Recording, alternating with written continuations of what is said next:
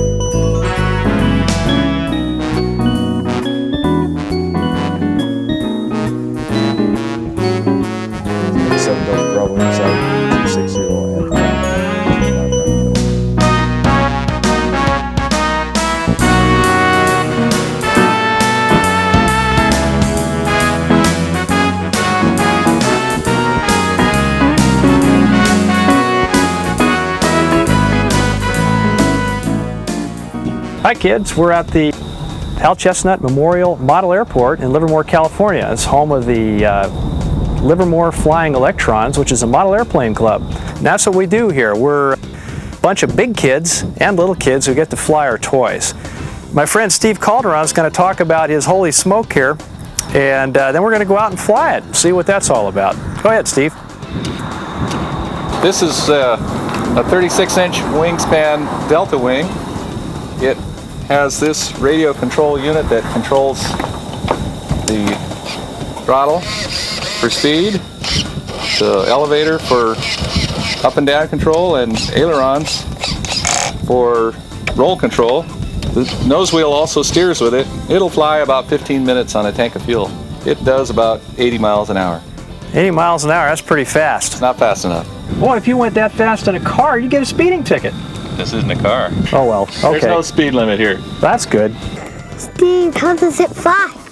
It flies by this engine spinning this propeller, which pulls it through the air. And the faster it goes, the more responsive it is. But if the engine quits running, it has to glide in and land. It always has to be moving to fly. And I'm filling it up with fuel right now. You have to wait until it comes out through this little overflow hose. There. Nope, it's done now. I saw it go by.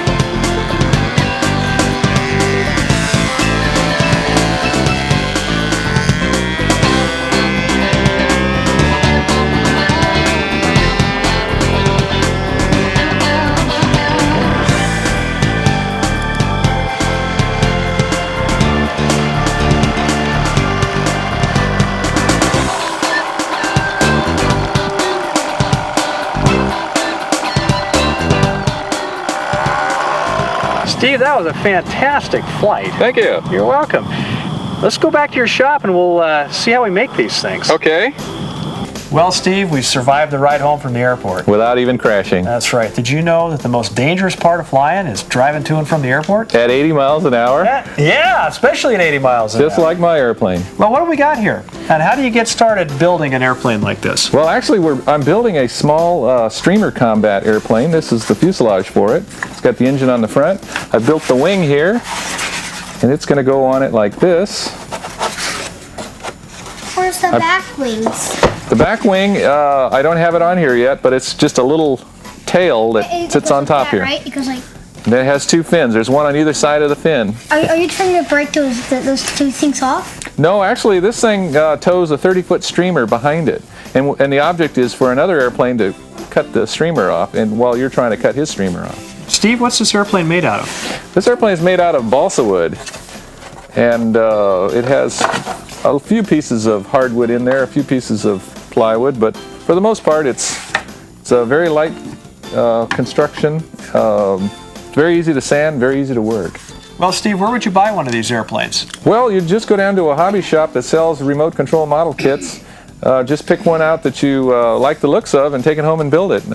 So all you really need is a kit and a little bit of glue and away you go. And a lot of patience. Although this has only taken me 12 hours to get to this point. Yes, but you're a perfectionist. Well, also I built 33 of them. Or should I say I've crashed 33 of them. I need a new one. Well, Steve, after you've got one of these built, what does it look like when it's all done? Do you have any other projects you can show us? Yeah, I can show you one that I designed and built myself. It's just a product of my imagination. Okay. Steve, that is really a beautiful airplane. Thank you. Did you design this yourself? Yeah, I designed it and built it myself. I just went down to the hobby shop, bought a bunch of wood, and started building it. So just a bunch of sticks, huh? That's all it was, and a lot of imagination. So really the limits to the designs on these airplanes are only your imagination. That's it. That's right. That's fantastic. That's right. There's probably $20 worth of balsa wood here. Steve, I want to thank you very much for taking the time to show us your shop and demonstrate the flying. We appreciate it very much. You're welcome. Anytime. Thank you, Steve.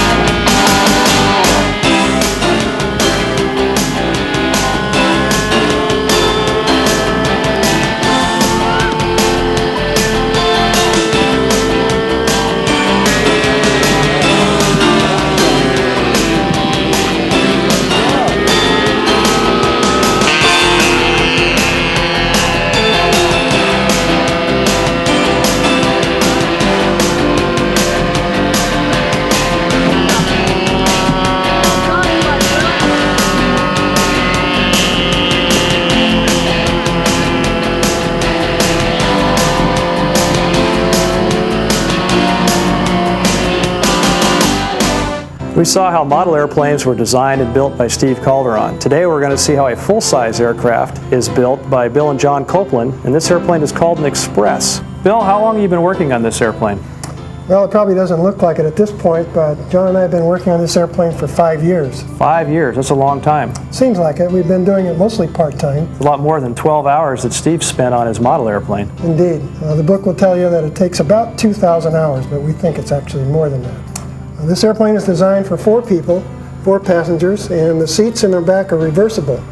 As a matter of fact, to show you the capability of this airplane, I flew in one just like this to Florida and back recently, taking about 14 and a half hours either way.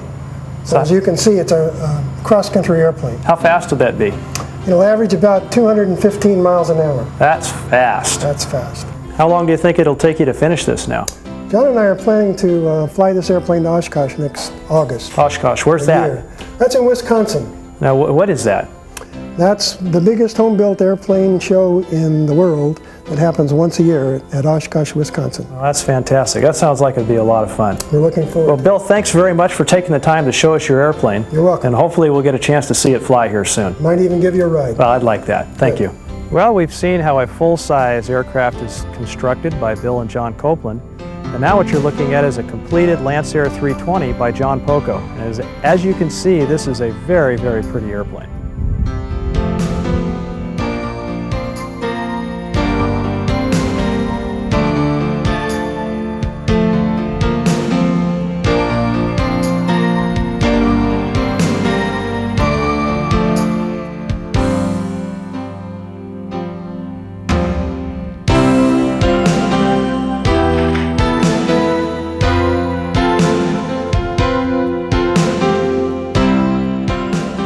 Well, as you can see, there's a gas station over here for airplanes. It's just like a gas station for cars, except the fuel's just a little bit different because our engines are higher performance than car engines.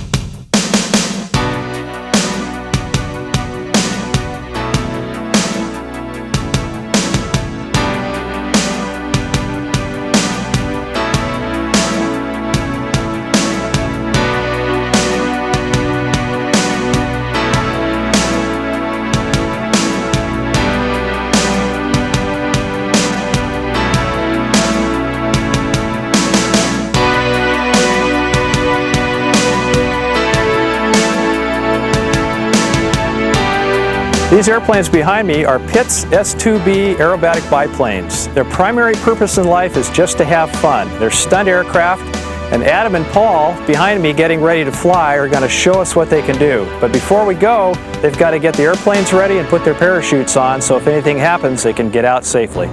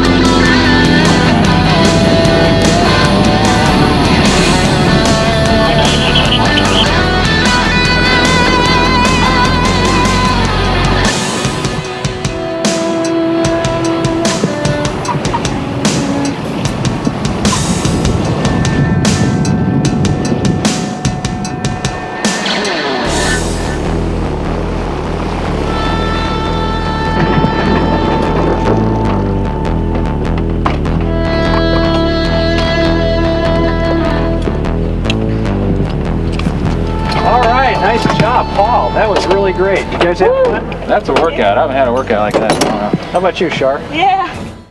Why do we need a parachute for? Why do we need a parachute? Yeah. Well, when we fly airplanes like this, we're doing all kinds of stunts. And those stunts can be dangerous if they're not done right. So we want to wear a parachute so if anything happens, we can get out of the airplane. Do you want to try this on? Yes. Okay, here we go. Now, this is a little bit too big for you, but this will be kind of fun. Okay, you put your arms in there like it's a jacket, like a big giant life preserver. Okay?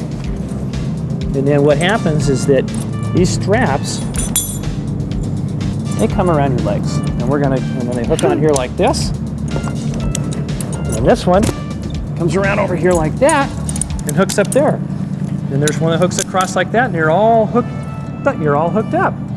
And if you had to jump out of the airplane, and maybe we're doing parachute jumping. And this right here, that's called a D-ring. It looks like a letter D. I know, Yep. and you pull it and then Hi, we're at the base of the Livermore Tower. This is where the airplanes are told what to do and what not to do. So we're going to go up and see how they do that. So kids, let's go up and see what they do in the tower.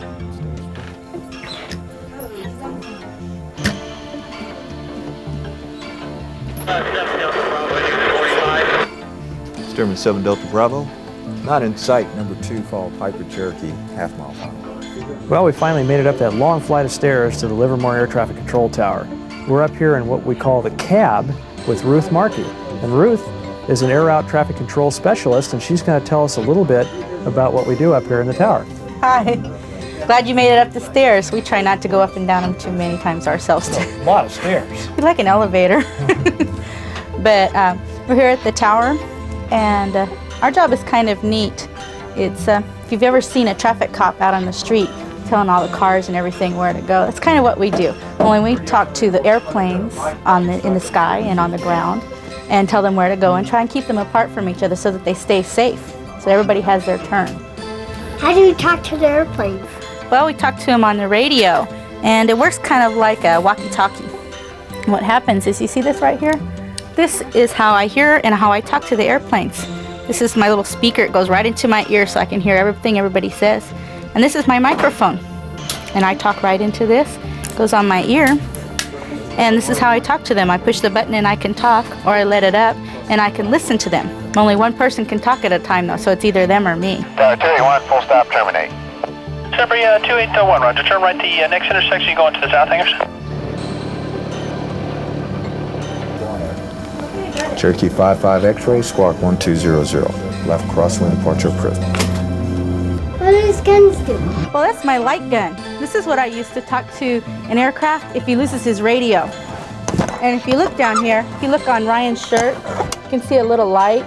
A red light would mean you don't land, or don't take off. A green light means you can land or you can take off if you don't have a radio. We have to use that quite often. This is 2423 Echo 1 Tower, roger, make right traffic, runway 25 right, report on the downwind. Cherokee 1, we've got Cessna inside. Q. 04 Mike, 4 mile final. This is 04 Mike, you can be number 2 following a Cherokee on a wide right base. 04 Mike, number 2. Cherokee 84 Mike, start your base as soon as practical, please. 84 Mike, start your base now.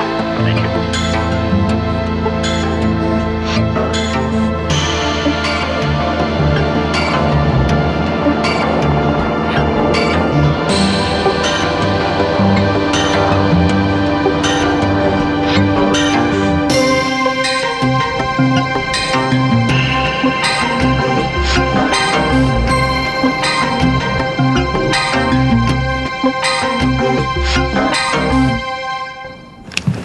Well, Brennan, are you ready to go fly gliders in Nevada? Yep. Oh, great. Well, we're going to hop into 210 here and fly all the way over there, and it's only going to take us about an hour. Remember all that planning we did? Well, that tells us how to get there. So let's go. Why don't you hop on in? Front. You get to sit in the front. Yeah. All right. Clear. Livermore Tower, Centurion 41 Charlie Bravo is ready to go on the left, straight out. Actually, let's make that a right turn, and can we have a approach frequency for a bay tour? Church 41 Charlie Bravo, Livermore Tower, runway 25, left clear for takeoff, right turn approved. Bay will be frequency 135.4. 135.4, thank you. And 1 Charlie Bravo is clear to go.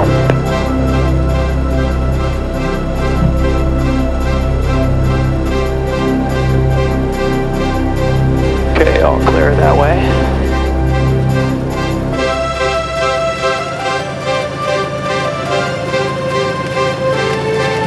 Here we go.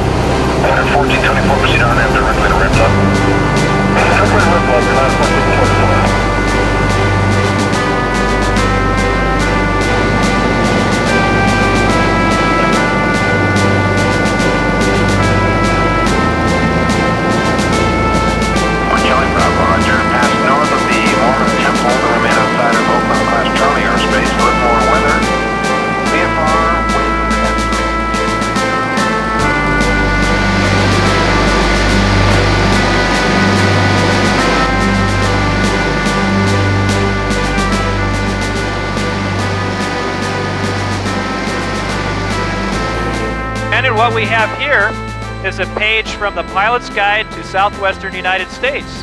And this helps the pilot plan his trip. Because if we go to Reno Cannon International Airport, this has a picture of the airport here. So if we've never been there, we have an idea what it looks like. It tells us what the radio frequencies and channels are that we have to talk to the tower on. And it gives us instructions. And these instructions are found nowhere else. So if we were coming from the west, it would tell us how to enter the traffic pattern. In addition, we have other information about the airport, so when we get on the ground, we know where everything is. This is a very, very big help for the pilot.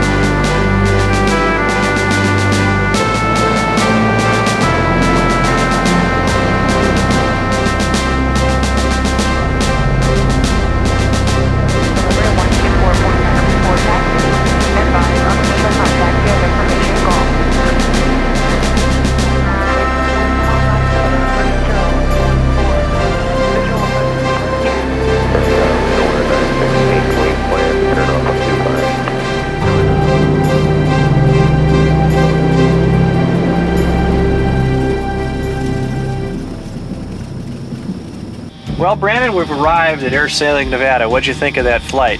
I liked it. You liked it? Yep. Was it pretty? Yep. Yeah, what do you think about all the bumps, though? All that turbulence? I don't like the bumps. You don't like the bumps? Well, yeah. Sometimes I do. Sometimes you do. Well, most of the time in a powered aircraft, the bumps are not our friends. But with gliders, all those bumps are the things that keep us up in the air. So we like those. Now that we're here, we like the bumps.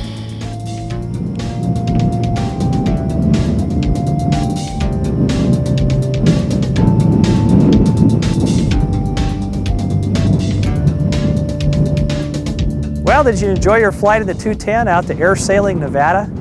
Air Sailing is an airport just for gliders, and we're here today to fly our glider.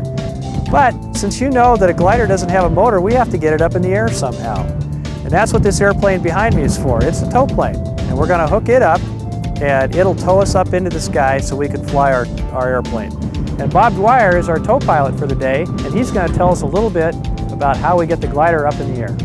Okay, I'm one of the tow pilots here at Air Sailing, and we get different glider pilots in every week. One of the first things I do is go meet the glider pilot, find out what kind of glider he has. There are different speeds I have to pull each glider, so I have to find out what the best speed is for his glider. The next thing I have to find out is what kind of a hook he has. When they hook into our tow planes, we hook into the glider somewhere, and each glider has a different connection. And I have to make sure I have the right connections for his type of glider. Now we talk about how we're going to tow and where we're going to tow them. We find out what the best speed is for turbulence when we're towing the glider, because it can get bumpy up there. Some of these pilots aren't really sure, and one of them in particular has an airspeed indicator in his glider that's in kilometers per hour, where the one I have in the airplane is only miles per hour, or nautical miles per hour. We were able to solve that problem by going through the parking lot and finding an automobile that had a kilometers per hour speedometer. And he couldn't convert it for me, but we were able to convert it and find out that his 100 kilometers per hour was close to 60 miles per hour.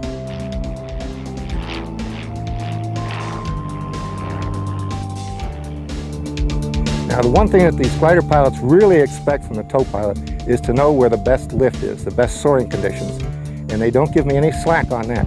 So I have to tell them approximately where we're going to fly, how high they should go before they get off, and I have to find good lift for them so they can get off when they expect. Towing the glider is the most expensive part of the flight, so I have to get them there the quickest possible time. And that's basically it. The glider pilot releases the rope when he finds a good spot. Unless we do something really silly, and then you can let go, right? Yes, I can. Oh, that's good. That's a nice safety feature. Well, Bob, thanks a lot. And we'll be looking forward to towing with you here in a few minutes. Okay, I'll be See ready. you in the skies. Now that we've found out how we're going to get this glider in the air, it's time to go soaring. So first, I need to put my parachute on. Now, the reason we wear a parachute in the gliders is not because the glider's dangerous, but because I don't have any seat cushions in here. And this thing makes sense to use as a seat cushion. But on the serious side, if anything ever did happen, I sure would want to be able to get out of the airplane and be safe. Whoa, boy, tight. And this is how the chute goes on. Make sure it's nice and tight. That way you don't fall out of it. Okay, now we're going to get into the airplane, which is like sitting in a great big easy chair. Don't want to sit on our seat belts though. It's also very, very comfortable once we get in. We're going to buckle on up. We have a seat belt more than just the type that's in a car. We've got shoulder harnesses back here too, because it can be kind of bumpy up there. Those thermals, like in the power plane that bump us around, will bump us around in this airplane too. And I don't want to hit my head on the glass. Okay, we're all set to go. Radio's on. Spoilers are checked. Controls are free and correct. And the altimeter's set. And here we go.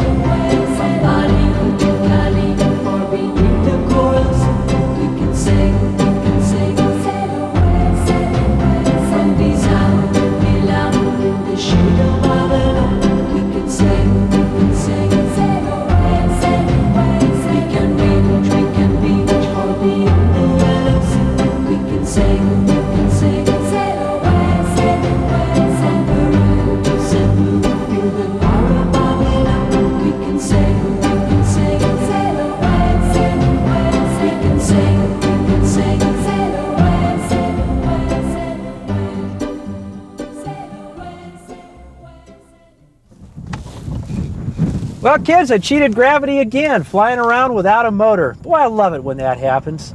This has got to be my favorite kind of flying. I hope you enjoyed it as much as I did. Brandon, why don't you come on over here? Let me show you some of the instruments in this airplane and how it's the same and how it's different from a power airplane. Brandon, these instruments in this airplane look very similar to the ones in our 210, don't they? Yep. Yeah, like this one down here, what's that? Altimeter, right, tells us how high we are. And these two instruments here are like the vertical speed indicator, except they really tell what the air is doing. This helps me find lift so I can climb without an engine. And these two instruments look very much like the vertical speed indicator, tells us how fast we're going up and down. And basically those do the same thing, except I have an added feature. I can turn this little knob here. Hear the tone? Yep. Okay, well what that means is when the tone goes higher in pitch and starts beeping, it means I'm going up, and it follows the needle. When it gets lower and is a steady tone, that means I'm going down. And that's a safety thing, so I can look outside the airplane all the time, so I can see other airplanes. And we have a couple of radios in here. This one is a communication radio, very much like the one in our 210, except it just looks a little bit different. And this radio up here, we also have one of those in the 210 too. That's called a transponder. And that helps the air route traffic controllers see us so they can warn other airplanes about us so we don't have a collision. And this is a very special instrument just for gliders. It helps me calculate how far I can glide and how fast. And this airplane will glide a long, long way on this wing. In this airplane, Brandon, we have some controls that are really different than what's in the 210. We have a handle here for a spoiler. Now that's in the same place the throttle was in the Cub. But since we don't have an engine, we don't have a throttle. And since this airplane glides a long ways, I have to have a way to get it to come down.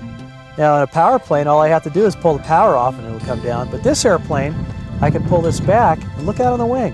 Those big boards come up and they slow the airplane down and help it come down very fast. And that's the only way that I can really land easily. Then there's one other one over here, this little yellow knob. Remember that tow line that was connected to the tow plane and pulled us up in the air? It hooks up underneath the nose, that's right. The rope, that's what this does. This releases the rope. I pull this knob and I'm free like a bird. And that's the best part of the whole thing. How come the wings are so long? The reason that they're really long is that since we don't have a motor, we want to stay up in the air as long as we possibly can. And those big wings help support us on the air so we don't come down very fast. Brandon, how does this airplane fly without a motor? Because there's lift out there. There's lift out there? What's lift?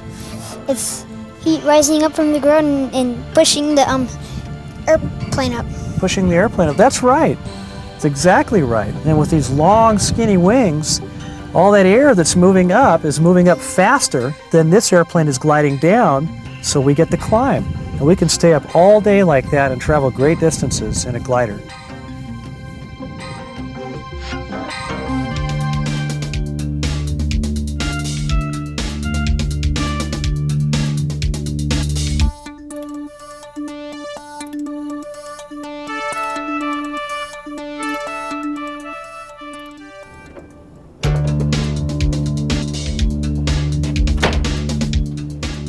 Hi Brandon, did you have a good flight? Yep. You did? Well, that's great. How does this airplane fly? How does the airplane fly? Well, it's not too difficult. This airplane has a big engine on it in front. It has a propeller. See the propeller over there? Okay.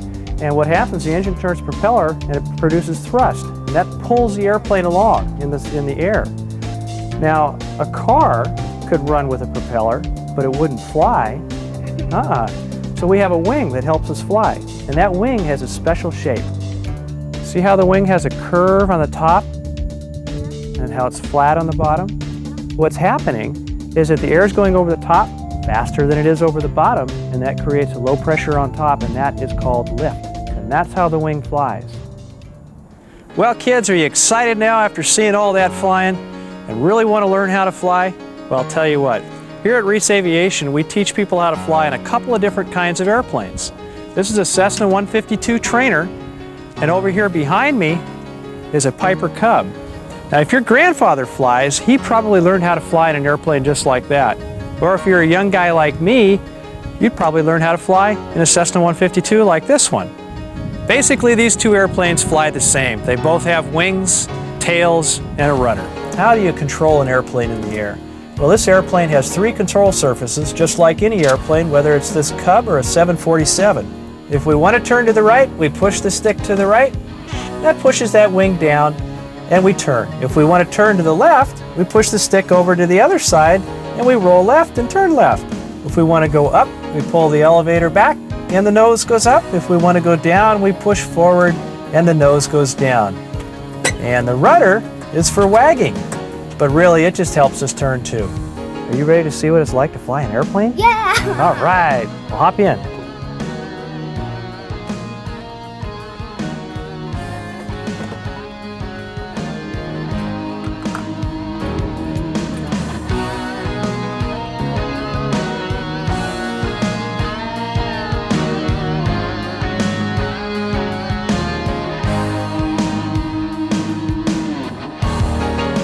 Okay, see you later. Wow, look at all these instruments. What do all these do? What do all those do? Well, they do all kinds of things. Over here on this side, there's a bunch of dials and gauges, and those are all the engine instruments. They tell us how fast the engine's going and how much power it's putting out and how much gas we have. The instruments here in the middle, those are all radios. Those are for navigation and communication. And these instruments all over here tell us the attitude of the airplane, whether we're right side up or upside down. In fact, we can even fly in the clouds when we can't see anything because those instruments will tell us what's right side up.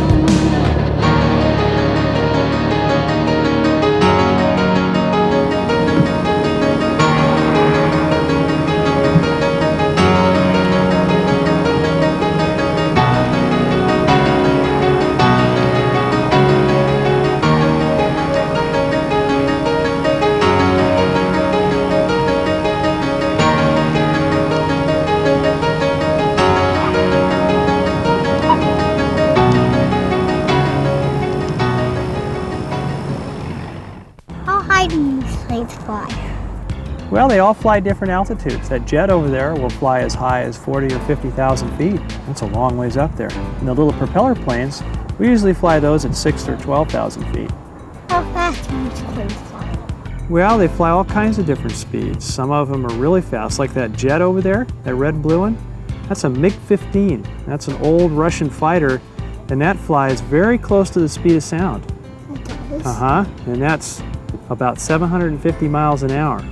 That's really fast. And then the other ones with the propellers, they fly about 150 miles an hour. And some of them a little slower and some of them a little faster. Brandon, how old are you now?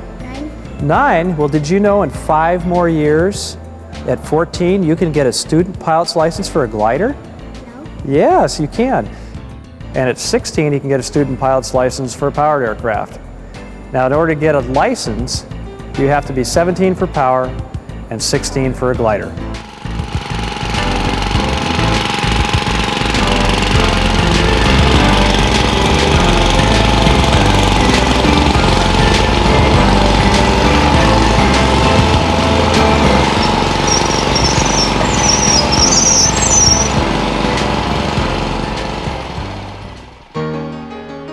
After a long, hard day of flying, we like to put our airplanes to bed in the garage.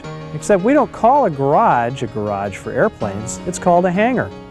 And here at Reese Aviation, our airplanes are very, very special to us, so we always put them away in the hangars. In fact, all of our airplanes are hangared. You know what? You got your parachutes on, ready to jump. Set your parachutes on. Oh boy, you're getting some turbulence.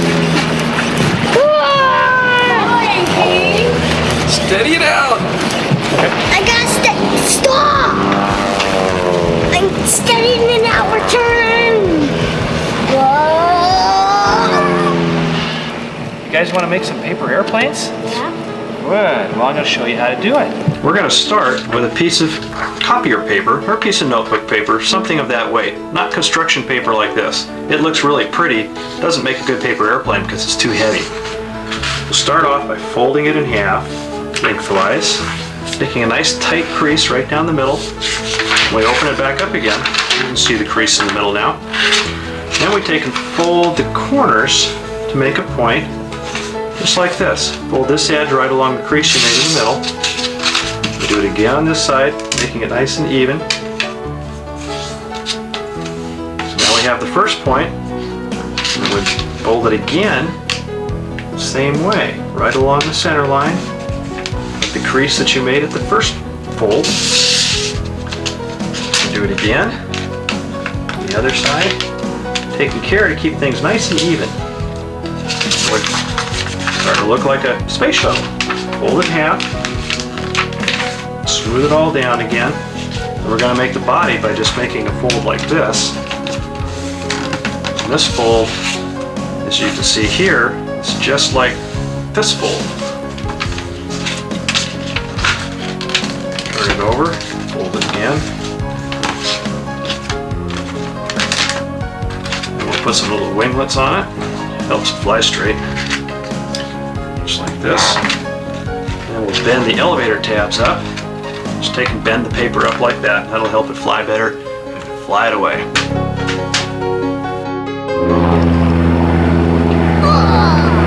still do that. Got it!